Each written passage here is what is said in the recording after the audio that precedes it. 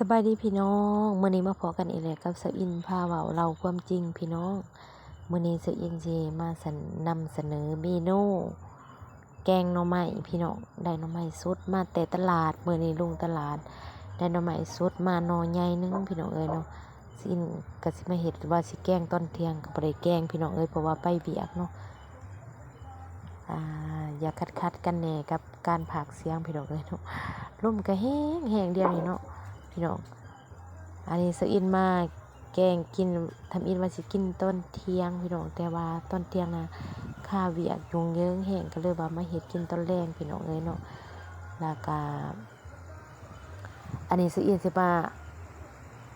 เล่าสู่ฟังเนาะว่าปีนี้หั่นเป็นครั้งทำอิฐเลยได้สิที่ว่าสาวอินได้กินแกงหน่อไม้สดพี่น้องเอ้ยเนาะแกงแต่ละเทื่อซุ่มกันกับเอื้อยน้องอยู่เฮือนข้างๆนี่ก็แม่นแกงแต่หน่อไม้ทุงพี่น้องเอ้ยเนาะแล้วมื้อนี้ไปได้หน่อไม้สดมาแต่ตลาดคันว่าสดก็คันสิว่าสดก็บ่เชิงว่าสดดอกพี่น้องเพราะว่าหยังเนาะเพราะว่าหน่อไม้หั่นเขาก็อาจจะได้มาแล้วประมาณมื้อ2มื้อแล้วแหละพี่น้องเพราะว่าเฮาได้มาหั่นเฮารู้สึกว่าบ่อนเขาตัดให้มันเป็นซ้ำๆแล้วนะพี่น้องมันเป็นคันสิเว้าก็ว่ามันแฮมขึ้นนะพี่น้องเนาะแล้วมื้อนี้สิอินหน่อไม้มื้อนี้สิอินก็มาแกงใส่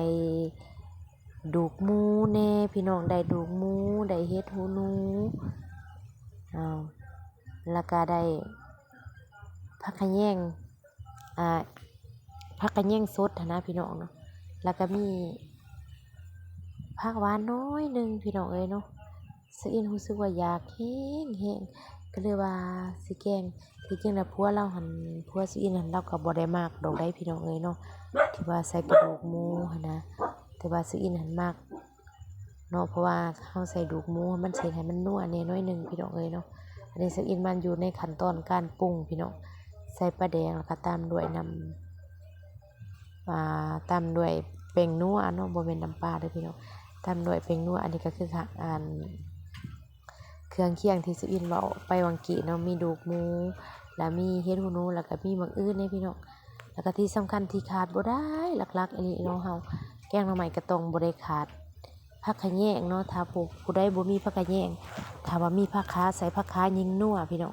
มันสินัวกว่าผักขะแยงหลายเท่าเด้อพี่น้องเด้อผักขาอันนี้แม่นผักหวานน้อยนึงเด้อสิอินจับอยู่หั่นเนาะผักหวานได้มาน้อยนึงพี่น้องเนาะเพราะว่าสิอินออกสวนแล้วก็ไปได้ผักหวานบ่ได้ตั้งใจเก็บนะพี่น้องบ่ได้ตั้งใจไปหลอกเก็บเนาะเก็บเอาต้นข้างๆสวนนั่นแหละพี่น้องเนาะถ้าว่าตั้งใจไปหลอกเก็บก็คือสิได้หลายอยู่เด้อพี่น้องเนาะอันนี้ก็ขั้นตอนการอัดฟ้าปลาให้มันพ้นก่อนพี่น้องเนาะอัดฟ้าไว้หลังจากที่ว่ามันพ้นแล้วสิอินก็เลยเอาดูกหมูลงไปพี่น้องเอ้ยเนาะเพราะว่าดูกหมูก็เป็นดูกหมูอันนั้นนะอิหยังเขาเอิ้นว่าเป็นแข้งหมูหั่นนะพี่น้องแข้งตีนมันหั่นนะขออนุญาตนำที่ว่าบ่สุภาพเนาะแล้วก็หั่นไปตอนแล้วก็เอาลงในขั้นตอนการเอาลง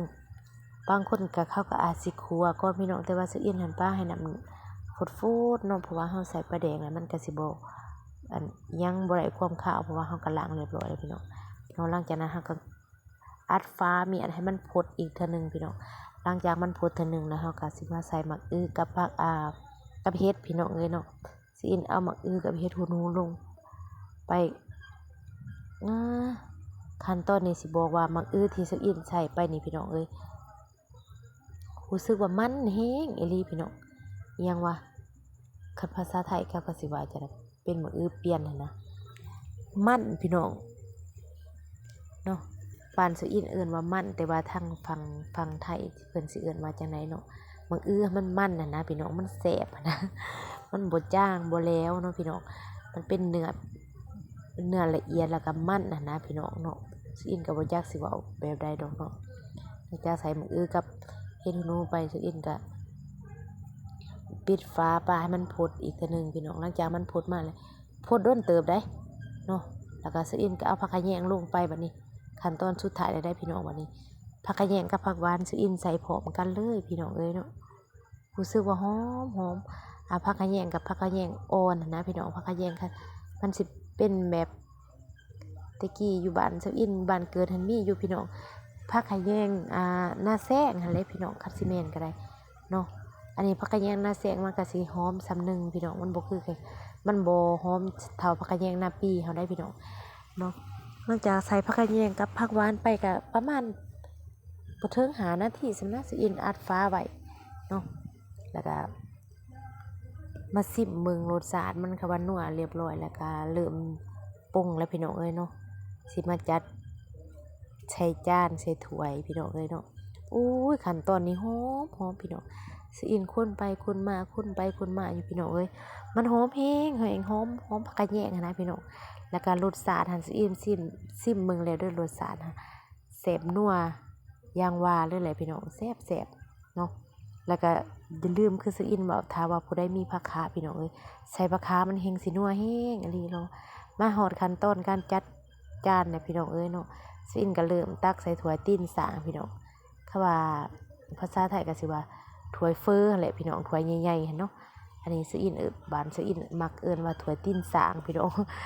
มันใหญ่หั่นนะพี่น้องเนาะเฮาแบบลักษณะว่ากินหลายๆคนหา4-5 คนเนี่ยใส่ถ้วยใหญ่ๆโลดจังซี้นะพี่น้องเนาะบางทีการตักตอนนี้หั่นนะตอนสิอินตักนี่ก็หอมหวยอยู่ได้พี่น้องหอมผักกะแยงนะก็ได้ความอิหยังแปลว่าได้กินผักหวานน้อยนึงเพราะว่าผักหวานมันมีบ่หลายพี่น้องสิอินใส่น้อยนึงเนาะแล้วก็อยากบอกว่ารสชาติแซ่บพี่น้องเอ้ยนัวเนาะแซ่บเวอร์พี่น้องมาเด้อมากินข้าวนำกันเด้อพี่น้องเนาะอันนี้คลิปหน้าพอกันไหมพี่น้อง